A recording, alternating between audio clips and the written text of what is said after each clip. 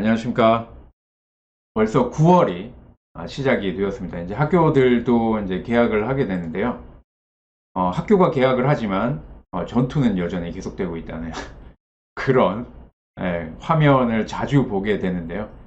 네, 올해도 이제 하반기로 넘어가는 그런 시기인 것 같습니다. 시간이 이제 빨리 이렇게 지나가는 것을 깨닫게 되는 그러한 시기이기도 한 것 같은데요. 이 후회하지 않는 삶을 살아가시기를 바랍니다. 오늘도 지난 시간에 이어서 예수님은 왜 광야로 가셨나요?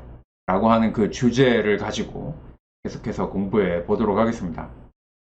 지난 시간에 그 성경에서 말씀하시는 그 사탄이나 그 마귀 뭐 이런 존재들의 그 본래의 뜻은 하나님의 말씀을 비방하거나 중상모략하는 뭐 디아블로스라고 하는 그러한 뜻을 가지고 있다거나 또 아니면 사탄이라고 하는 그런 의미는 대적자나 상대자, 이 적을 이야기하는 거죠.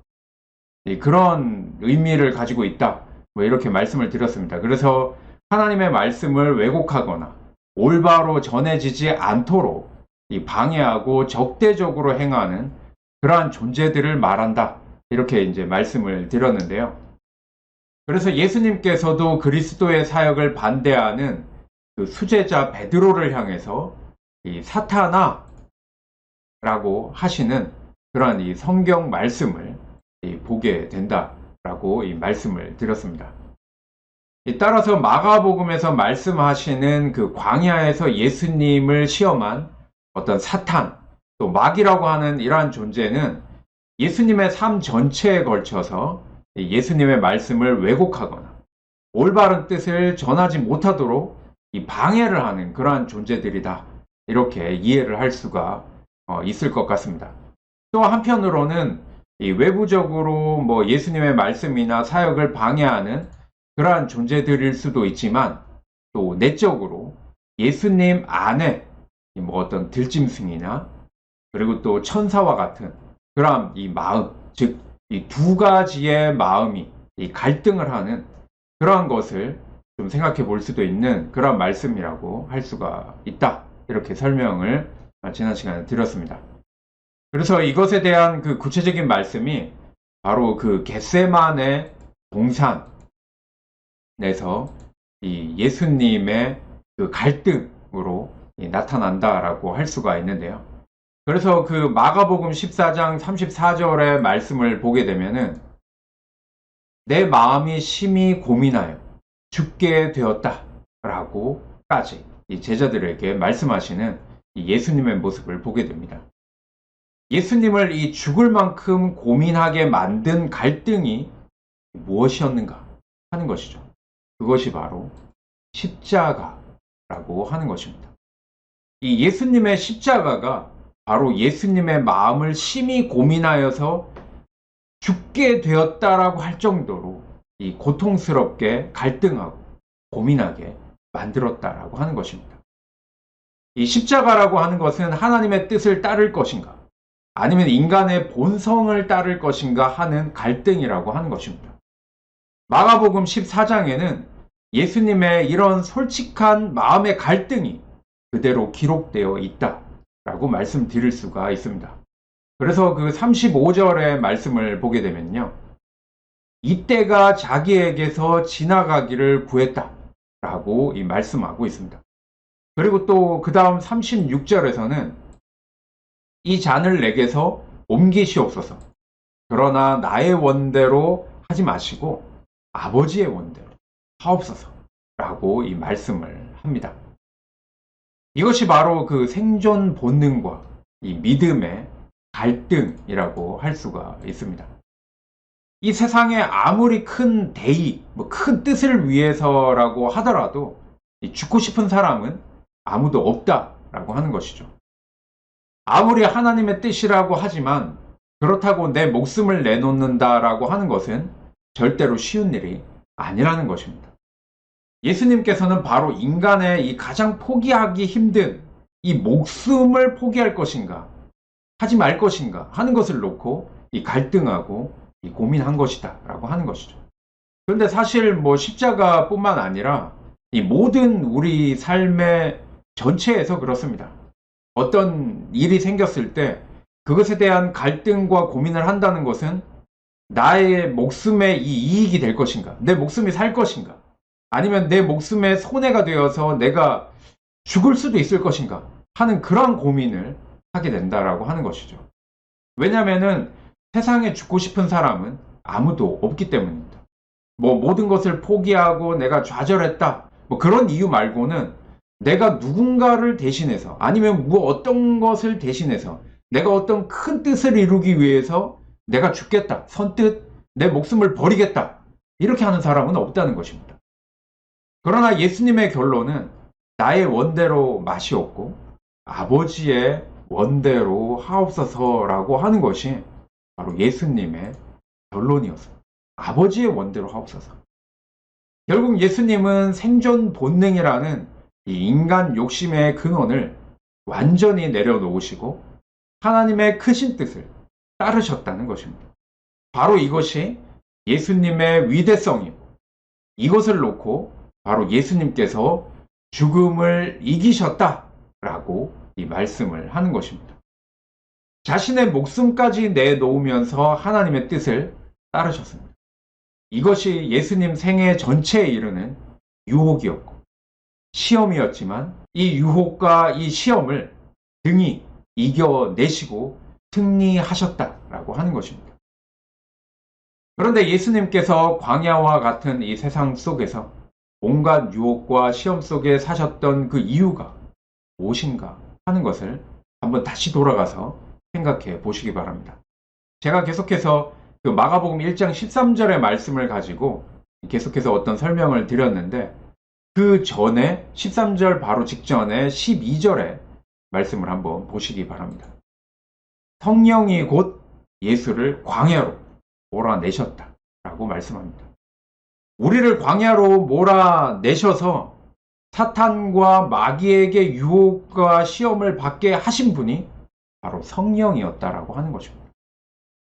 그리고 12절 전에 나오는 말씀들을 보면은 예수님께서 세례를 받으시는 장면이 나옵니다. 결국 우리가 세례를 받고 성령, 즉 거룩한 영을 가지고 하나님의 뜻을 따라 살아가는 삶은 이 광야에서의 삶이고 사탄이나 마귀 등 이 하나님의 뜻을 회방하고 대적하는 존재들의 시험과 유혹을 끊임없이 받으며 살아갈 수밖에 없는 삶이다 라고 하는 것이죠. 겟세마네 동산의 예수님처럼 내 마음이 심히 고민하여 죽게 되었다라고 할 정도로 우리는 갈등과 고민 속에 살아가게 되는 것입니다. 인간의 마음이 죽을 만큼 고민하게 하는 것, 이 죽을 만큼의 고민을 통해 온전한 하나님의 자녀, 하나님의 사람이 될 수 있다라고 하는 것이 바로 신앙의 삶이라고 하는 것입니다. 바로 이것이 성경이 말씀하는 성숙입니다. 성장이 아니라 성숙입니다. 그렇기 때문에 우리는 이 고민과 이 갈등의 이 삶을 통하여서 성숙해야 하는 것입니다. 그러니까 우리는 더 이상 어떤 들짐승이 아니라 예수님께 수종들듯 이웃들을 섬길 줄 아는 천사와 같은 존재로 성숙한 존재가 되어야 하는 것입니다. 이것이 바로 우리가 내 마음이 심히 고민하여 죽게 되었다라고 할 만큼 고민과 갈등 그리고 그 고난과 고통을 이겨내며 성취해야 할 성숙이라고 하는 것입니다. 이것이 믿음 생활을 통해서 우리가 얻어내야 할 결과라고 하는 것이죠. 이것이 바로 예수님께서 광야로 갈 수밖에 없었던 이유입니다. 이런 고민과 이런 갈등 속에서 살아가야 할 우리를 대신해서 먼저 그 광야와 같은 삶 가운데 갈등과 고민 그리고 유혹과 시험의 그 삶을 먼저 우리에게 보여주셨고 그리고 그 어려운 그 고민과 고통 가운데서 그 모든 것들을 극복하고 이겨내면서 온전한 믿음의 성숙을 이루어내신 그 올바른 답을 우리에게 십자가의 죽음을 통해 보여주셨다라고 하는 것입니다. 그것을 보여주시기 위해 예수님께서는 광야로 갈 수밖에 없었던 이유입니다. 그래서 우리는 예수님을 그리스도라고, 믿음의 원형이라고 하면서 예수님을 닮겠다라고 하는 이 신앙의 길을 걸어가는 것입니다. 제가 좋아하는 성경 구절이기도 하지만 예수님께서는 이러한 이 믿음의 모습을 보여주시면서 우리에게 말씀을 주셨습니다. 요한복음 14장 12절의 말씀을 보면은 내가 진실로 진실로 너희에게 이른다 라고 강조해서 말씀하고 있습니다. 그것은 무엇인가? 내가 하는 일을 그도 할 것이고, 뭐 하는 사람이? 나를 믿는 사람이 내가 하는 일을 그도 할 것이고, 그리고 그보다 더 큰 일도 하게 될 것이다 라고 하는 것입니다. 바로 우리에게 예수님께서 원하시는 것은 예수님보다도 더 큰 일을 할 수 있고, 그리고 하고자 해야 할 사람들이다 라고 하는 것을 우리에게 원하시는 것입니다.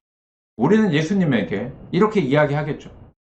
아니, 우리는 예수님보다 능력도 없고 예수님만큼 대단한 어떤 사람이 아닌데 어떻게 그렇게 할 수가 있겠습니까? 라고 이야기할 것입니다. 그렇지만 우리 그 조선시대에 양사원이라는 사람이 있습니다. 이 사람이 누구냐 하면은 이 시조를 지은 사람입니다. 네. 이러면 누군지 아시겠죠? 해산이 높다 대 하늘 아래 매라고, 산이라고 합니다. 하늘 아래에 있는 산이라고 합니다. 그렇기 때문에 오르고 또 오르면 못 오를 리가 없는데 사람들은 그것을 오르지 않고는 그냥 그 밑에서, 산 밑에서, 아, 산이 참 높아가지고 우리 못 올라가겠다, 이렇게만 이야기한다는 것입니다. 우리가 걸어가야 할 신앙의 길도 이와 마찬가지입니다. 예수님께서는 나를 믿는 자는 내가 하는 일도 그가 할 것이고 또한 그보다 더 큰 일도 하게 될 것이라고 우리에게 말씀하고 있는데, 우리는 이 신앙의 길에서 예수님만 이루시고 우리는 절대로 이루지 못할 것 같은 그런 마음을 가지고 있다라고 하는 것입니다. 하지만 예수님께서는 오르고 또 오르면 결국은 나보다 너희가 더 큰 일을 할 수 있는 존재들이다 라고 우리에게 말씀하고 있습니다.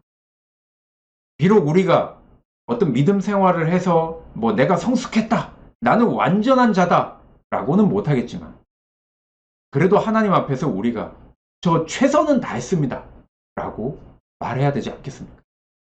바로 그것을 위해서 신앙생활을 하는 것입니다. 자, 오늘은 여기까지 하도록 하겠습니다. 우리 좀 더 예수님을 닮아가는 그런 신앙의 삶을 살아갈 수 있기를 바랍니다. 예수님은 왜 광야로 가셨나요? 라고 하는 이 주제로 지금까지 우리가 함께 공부했는데, 다음 시간에는 다른 주제로 또 공부해 보도록 하겠습니다. 자, 오늘도 평안한 밤 되시고 항상 건강하시기 바랍니다. 자, 그럼에도 불구하고 행복한 나날 되시고 오늘도 들어주셔서 감사합니다. 네, 감사합니다.